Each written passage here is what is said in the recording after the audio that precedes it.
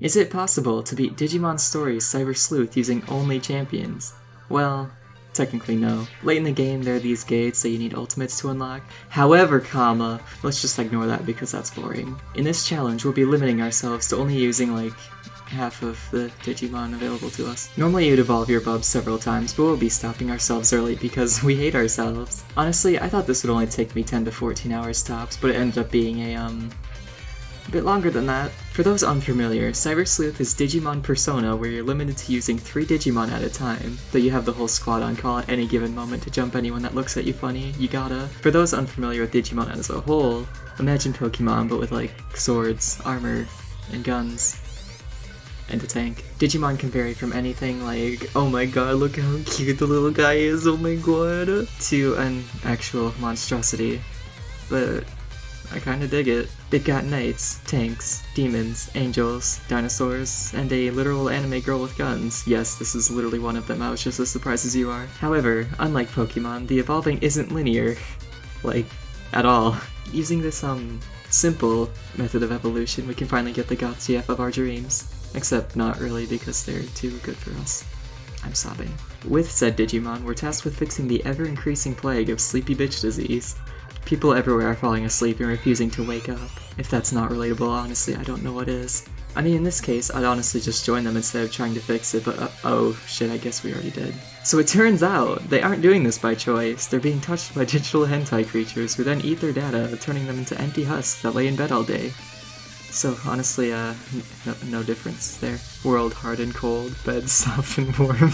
As we try and get to the bottom of all this, we'll enlist the help of our trusty friends, Edgy Anime Boy, Anokia, Shy Anime Girl number 47, and she's a I just think she's neat. We decided to become her apprentice for perfectly wholesome reasons, I swear. With the adventures all assembled, we do everything in our power to get to the bottom of this mystery and free the world from the crushing grip of sleepy bitch disease. To do so, we infiltrate hospitals, some guy's house, a subway, that same guy's mind, a massive corporate building, and that guy's house again, because screw him in particular, apparently.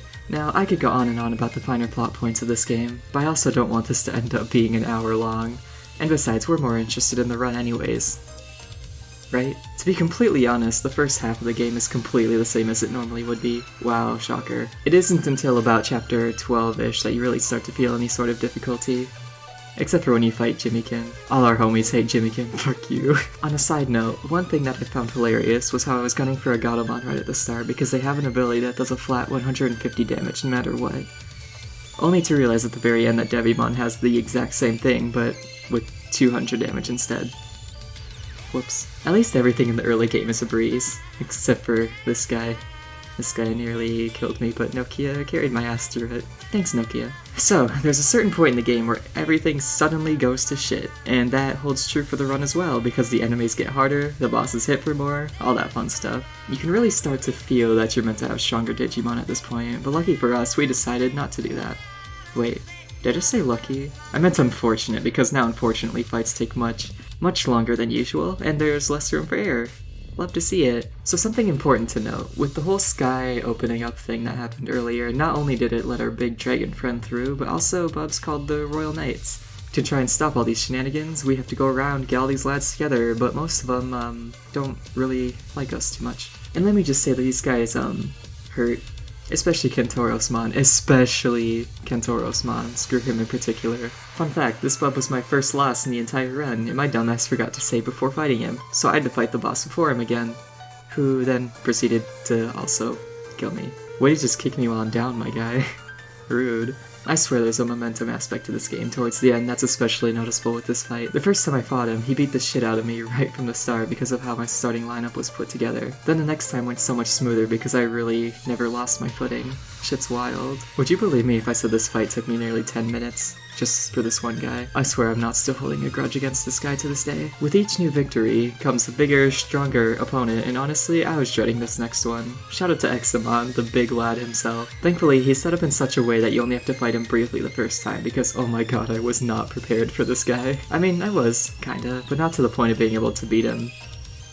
fast. Luckily for us though, he runs off pretty quickly in the first fight. Now enter the part that technically makes this run impossible. The gate leading up to Kowloon level 5. There were never any ultimates in my party, I don't know what you're talking about. Inside is another knight who also proceeds to bully us, but once he's out of the way, it's back to Examon. Honestly, Koegamon carried my ass to this fight in particular. Scissor Claw fucking slaps my guy. Love to see it. Now at this point, there's only really a handful of bosses left in the game. We're getting really close to the end, and as such, there were more and more abilities that continually one-shot me. Going into these was honestly just a bunch of bashing my head against the wall and hoping for the best. And I mean, for the most part, it actually worked. I just had to hope that they didn't one-shot God, and there they go. This was honestly mostly just a lack of planning, because Godamon was my only bub that could revive, and well, they were also the squishiest. This could have been remedied by simply grabbing items to revive, but I'm lazy. Oh look, this guy's back. At least he won't annihilate everyone in the first turn and can... Shit. Well, at least he can't do it another time. Okay, that didn't entirely kill us. It's just enough to get back at him. 3 bosses remain, and I'm not excited for any of them. I bet you can just tell. I didn't realize how much of a damage check either Adam would be, to be honest. He has a big ability that hits everything and heals himself, and then another that powers him up but also hurts him. It's weird. I found out rather quickly that he could just heal himself for the damage I was doing in between him using the ability, so we were kind of at a standstill. That is, until he decided to wipe my entire team. Had it not been for that ability that hurts himself, I probably would have been stuck on this guy a lot longer than I was. I didn't know it at the time, but he does more and more damage to himself as time goes on. In my second attempt, he ended up dying to his own ability, which, worked out pretty nicely. Now, only 2 more stand in front of us, and better yet, the next one is immediately after the last fight, meaning if we lose to him, we have to fight our eater friend again. What he didn't count on, though, was Koegamon slapping the absolute shit out of him.